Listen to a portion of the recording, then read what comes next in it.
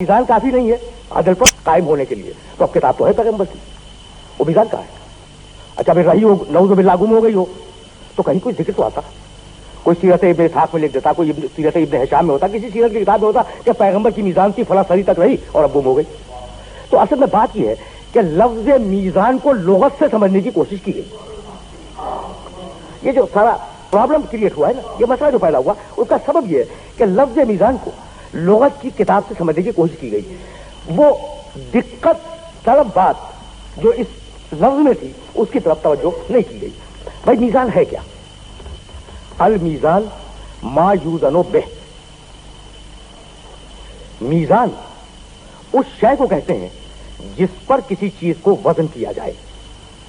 اسے ذہن میں رکھیے گا، اس لیے ہمیں معنی سمجھنے کے لیے تو لغت کا سہارا لینا پڑے گا، لیکن مفہوم تک جانے کے لیے ہم لغت کو ایک طرف رکھ دیں گے۔ اب یہ معنی معلوم کر رہے ہیں۔ المیزان کیا ہے؟ میزان ما یوزن بہ، جس کے ذریعے کوئی چیز تولی جائے۔ صحیح ہوگی بات؟ اچھا، اب آپ نے ترازو بہت دیکھے ہوں گے، میزان کے معنی ترازو، اس پہ تولا جاتا ہے۔ یہ پتھر تلتے ہیں، نیلم ہے، ہیرا ہے، ان کے تولنے کی میزان الگ ہے، بڑی چھوٹی سی مختصر۔ اچھا اس میزان پر، اس ترازو پر آپ آٹا، دال یا چاول نہیں تولیں گے۔ اچھا، تو آٹے کے لیے، دال کے لیے، چاول کے لیے ایک ترازو الگ سے چاہیے۔ بات ہوگی؟ ہیرے کے لیے، سونے کے لیے میزان الگ، اجناس کے لیے میزان الگ۔ اچھا، روئی تولنے کے لیے میزان ہے، لوہا تولنے کے لیے ایک میزان ہے، لکڑی تولنے کے لیے ایک میزان ہے۔ اچھا، اب آپ یہ کہہ سکتے ہیں کہ جناب یہ ساری میزانیں تو آپ نے گنا دی، لیکن حقیقت میں میزان تو ایک ہی ہے، کوئی چھوٹی ہے کوئی بڑی ہے، لیکن میزان تو ایک ہے، یہ کہہ سکتے ہیں آپ۔ تو اب میں ایسی مثال دوں جس میں میزان تبدیل ہو جائے۔ بھائی نیلم کی میزان چھوٹی ہوگی لیکن دو پلے تو ہوں گے، تولی جائے گی چیز اس کے اوپر۔ آٹے دال کی میزان ہوگی، لکڑی کی ہوگی، کوئلے کی ہوگی، وغیرہ وغیرہ۔ اب میں اپنے محترم سننے والوں سے ایک سوال کرنا چاہ رہا ہوں۔ ابھی میں نے کچھ دنوں پہلے کسی روزنامے میں پڑھا کہ بلوچستان میں زلزلہ آیا، آپ نے ہی پڑھا ہوگا، آیا تھا بلوچستان میں زلزلہ آیا۔ اس نیوز میں یہ ڈیٹیل تھی کہ اتنی طاقت کا زلزلہ تھا اور اس کا مرکز فلاں جگہ تھا۔ یہ طاقت کس میزان پہ آپ نے تولی؟ وہ ہیرے والی میزان کے اوپر، یا جس پہ آٹا تولتے ہیں اس میزان کے اوپر۔ تو طاقت کس میزان پہ تولی؟ تو کوئی میزان ایسی ہے جس پہ طاقت تلتی ہے، کسی میزان پہ آٹا تلا، کسی پر دال چاول تلے، کسی پر ہیرا تلا، کسی پر لوہا تلا، کسی پر لکڑی تلی، کسی پر زلزلہ تل گیا۔ اچھا، بخار ہے، بھائی کتنا بخار ہے؟ کچھ ہے، 102 ہے، 99 ہے، 101 ہے، کس میزان پہ تول دیا آپ نے؟ تو یہ میزان اس زلزلے والی میزان سے الگ ہے نا۔ آپ ہوا کا دباؤ تولتے ہیں، کہتے ہیں کہ ہوا کا دباؤ، پریشر ہوا کا اتنا تھا، ہوا میں نمی کا تناسب اتنا تھا، یہ میزان کون سی ہے؟ تو اس کا مطلب یہ کہ اب ہوا میں نمی بھی تل رہی ہے نا، اور اس کی بھی کوئی میزان مخصوص اور معین ہے۔ دیکھیے، اب آپ مشاعرے میں کہتے ہیں کہ بھائی فلاں شاعر نے ناموضوع شعر پڑھ دیا، ناموضوع، یہ موضوع جو ہے نا نکلا ہی وزن سے ہے، یعنی اس کا شعر وزن سے باہر تھا۔ تو اب معلوم یہ ہوا کہ فقط جنس نہیں تلتی، فقط زلزلہ نہیں تلتا، فقط ہوا نہیں تلتی، فقط بخار نہیں تلتا، لفظ بھی تلتے ہیں۔ لفظوں کی بھی ایک میزان ہے۔ اگر میری یہ بات واضح ہو رہی ہے تو مجھے یہیں سے آگے جانا ہے۔ اچھا، تو لفظوں کی ایک میزان ہے نا، اس کا نام ہے علم عروض۔ مثلا بحر مضارع مفاعل مفاعل مفاعل مفاعل۔ پرانے ایک اردو کے استاد شاعر نے کہا اپنے دوسرے استاد شاعر پہ اعتراض کرتے ہوئے کہ بحر حزج میں ڈال کے بحر رمل چلے، تو بحر مضارع ہے، بحر حزج ہے، بحر رمل ہے، اور ان بحروں پر لفظوں کو تولا جاتا ہے، اور ان بحروں پر جو لفظ مطابق اترا ہے وہ شاعری کے معیار پر صحیح اور موضوع قرار دیے جاتے ہیں۔ تو لفظوں کی بھی ایک میزان ہے۔ اچھا، اب عجیب بات یہ ہے کہ علم منطق ایک بڑا علم ہے دنیا کا، فلسفہ پڑھنے کے لیے یہ علم ضروری ہے، لاجک جسے انگریزی میں کہتے ہیں۔ عربی زبان میں اس علم کا نام ہے علم المیزان۔ اچھا، منطق کیا ہے؟ ذرا سا دو جملے منطق کے سلسلے میں سنتے جائیں۔ منطق اس علم کو کہتے ہیں جس علم کے ذریعے انسان کی فکر کو پرکھا جاتا ہے کہ وہ صحیح ہے یا غلط ہے۔ تو فقط لفظ نہیں تلتے، انسان کی فکر بھی تلتی ہے، انسان کی فکر کو بھی وزن کیا جاتا ہے، اور اس کے لیے میزان الگ ہے۔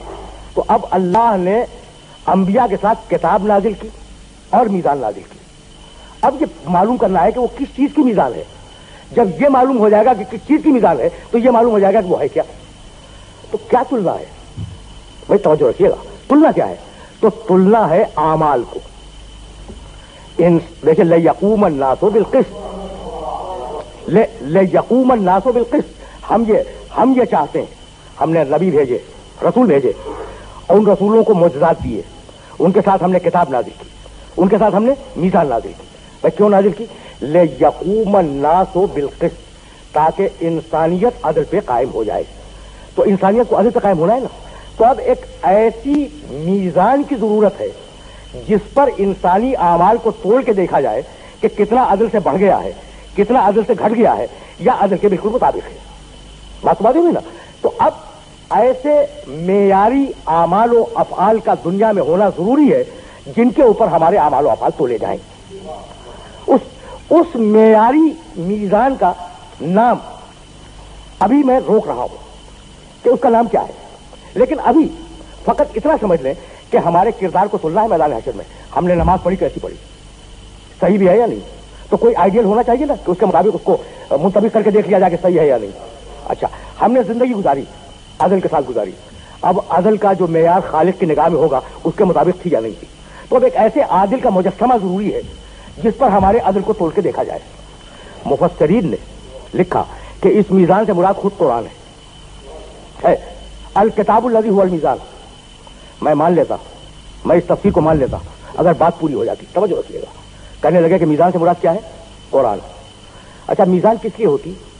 भाई मैं दुकान पे गया और मैंने एक सेर चावल खरीदा, दुकानदार ने मुझे एक पुड्डा उठा के दे दिया, एक थैले में चावल भर के दे दिया। मैंने चैलेंज कर दिया कि ये सेर भर नहीं है, ये तो 3 पाव है। उसने कहा नहीं ये सेर भर है। फैसला कैसे होगा ये बताइए? इख्तलाफ हो गया ना दो में। फैसला होगा कि तोल के मीज़ान पे देख लो, वो जो बाट रखा हुआ ना सेर भर का, अगर उसके मुताबिक हो जाए तो सही है दुकानदार की बात, और अगर मुताबिक ना हो तो फिर मेरी बात सही है। भाई बात तो वाज़ेह हो रही है ना? तो तराजू या मीज़ान इख्तलाफ को हल करती है। अगर कुरान से इख्तलाफात हल हो जाते तो हम कहते कुरान मीज़ान है। भाई बात तो वाज़ेह है ना? अगर कुरान मजीद से इख्तलाफात हल हो जाते तो हम ये मान लेते कि कुरान मजीद मीज़ान है। लेकिन अब हम क्या करें कि कुरान मजीद कहता है अकीमुस सलात, नमाज पढ़ो। अच्छा, हुक्म तो है कुरान में नमाज पढ़ो, मैं अपनी मर्जी से पढ़ लूं अपने तरीके से, आप अपनी मर्जी से पढ़ लें, तीसरा आदमी अपने तरीके से पढ़ ले, कितने इख्तलाफात हो जाएंगे? तो कुरान के हुक्म में चूंकि इजमाल है इसलिए उसने इख्तलाफ को रफा नहीं किया। कुरान ने कहा लिल्लाहि अला नासि हिज्जुल बैत मन इस्तता इलैहि सबीला, जिसका रास्ता खुला हो, जो मुस्तती हो, जाके खाने काबा का हज करे। अच्छा भाई, मैं अपनी मर्जी से कर लूं, अपनी मर्जी से कर लें, इख्तलाफ तो हो जाएगा। इसलिए कुरान ने तो हुक्म हज दिया है, तफसीलात नहीं बतलाई, इजमाल है। कुरान ने कहा आतू ज़कात दो, अब कैसे दो? निसाब क्या हो, कितने दिनों के बाद ज़कात दो, कुछ नहीं है ना। तो इख्तलाफ का दरवाजा खुला हुआ है, जब तक तफसील ना हो इजमाल में इख्तलाफ का दरवाजा खुला हुआ है। तो कुरान ये कह के रुक गया कि अकीमुस सलात, तुम नमाज पढ़ो। बात तो वाज़ेह हो रही ना? कुरान ये कह के रुका कि तुम नमाज पढ़ो। अब एक ऐसी मीज़ान की जरूरत है कि वो हमारे सामने हो और हम उस मीज़ान को देख के नमाज पढ़ें ताकि अल्लाह की बारगाह में उसके मुताबिक कबूल की जाए। इसीलिए कुरान ने कहा कि अकीमुस सलात, नमाज पढ़ो, और पैगंबर अकरम ने कहा सल्लू कमा रायतुमूनी उसल्ली, जैसे मैं पढ़ रहा हूं वैसे पढ़ो। मीज़ान मैं हूं, कुरान नहीं है। कुरान सामित है, मैं नातिक हूं। जैसे मैं पढ़ रहा हूं उस तरीके से तुम नमाज पढ़ो। तो किरदार मोहम्मद अरबी मीज़ान है। हर नबी का किरदार अपने जमाने में मीज़ान, हमारे लिए और उम्मत इस्लामिया के लिए मोहम्मद अरबी सल्लल्लाहु अलैहि वसल्लम का किरदार वो मीज़ान है। अब मैं अपने सुनने वालों से पूछना चाह रहा हूं, भाई किसका किरदार मीज़ान है? हमारे रसूल का। किताब कुरान, मीज़ान किरदार मोहम्मद। बात वाज़ेह है ना? अच्छा, अब मैं पूछना चाहता हूं अपने सारे सुनने वालों से कि भाई इख्तलाफ हो गया मेरे और आपके दरमियान। मैं कहता हूं सेर है, आप कहते हैं नहीं 3 पाव है। चीज कैसे तुलेगी? तराजू में तोल लो। अच्छा, जो बाट था ना, बाट जो उसमें वजन जो रखा गया है, वो मैं अपने घर के अंदर से निकाल के ले आया, एक लोहे का टुकड़ा। आप उसे तस्लीम करेंगे? नहीं मानेंगे। जरूरी है रफ़्ए इख्तिलाफ के लिए कि वो बाट सर्टिफाइड हो, तस्दीक शुदा हो। यानी मैं आपके बाट को नहीं मानूंगा, आप मेरे बाट को नहीं मानेंगे। रफ़्ए इख्तिलाफ के लिए जरूरी है कि कोई बड़ी पावर, कोई बड़ी ताकत उसे सर्टिफाई करती हो कि ये बाट मुस्तनद है और वाकई एक शेर का है। तो अब जिसके आमाल को परवरदिगार आलम जिसके किरदार को, जिसकी पूरी जिंदगी को परवरदिगार आलम मीज़ान बना रहा है, उसके लिए जरूरी है कि उसके कौल और अमल पर परवरदिगार आलम की मोहर लगी हुई हो। ये कौल और अमल पर परवरदिगार आलम की मोहर लगी हुई हो। भाई यही सबब है कि इंसान या कौल है या अमल, मैं आपकी खिदमत पे अर्ज कर चुका हूं। आप देख लीजिएगा, अपनी पूरी जिंदगी को देखिएगा, और हर इंसान को मैं रिक्वेस्ट करता हूं कि वो चेक करे, या करेगा या कहेगा, इसके अलावा कुछ नहीं है। भाई आप सुन रहे हैं, कर रहे हैं, सोएंगे करेंगे, काम है, जागेंगे काम है, उठेंगे काम है, मुलाजमत करें काम है, जो करें वो काम है, बोले कौल है। तो पूरी जिंदगी इंसान की या कौल है या अमल है। बात वाज़ेह हो गई। कौल रसूल के लिए सूरह नज्म में कहा, वमा यंतिकु अनिल हवा इन हुवा इल्ला वह्युन यूहा। उसका कौल उसकी ख्वाहिश का कौल नहीं है, वही इलाही है। तो कौल पे मोहर लगा दी, कौल मोहम्मद पर मोहर लगाई कि वो वही इलाही है। और सूरह यूनुस में इरशाद फरमाया, इन अत्तबिउ इल्ला मा युहा इलैया, रसूल कह दो कि मैं जो भी करता हूं वो ताबे वही इलाही है। तो कौल मोहम्मद वही इलाही, अमल मोहम्मद वही इलाही। तो और इंसान है क्या, या कौल है या अमल है। तो जिसकी पूरी जिंदगी पर वही इलाही की मोहर लगी हुई हो, वहां खता तो बड़ी चीज है, लग़ज़िश का भी इम्कान नहीं है। सही बात तो बात हो रही है ना। भाई यही सबब है कि परवरदिगार ने कभी किरदार रसूल अरबी को मीज़ान कहा, कभी किरदार रसूल अरबी को उसवे हसना कहा, कभी किरदार रसूल अरबी को सिरात मुस्तकीम कहा। व आखिर दावाना अनिल हम्दुलिल्लाहि रब्बिल आलमीन।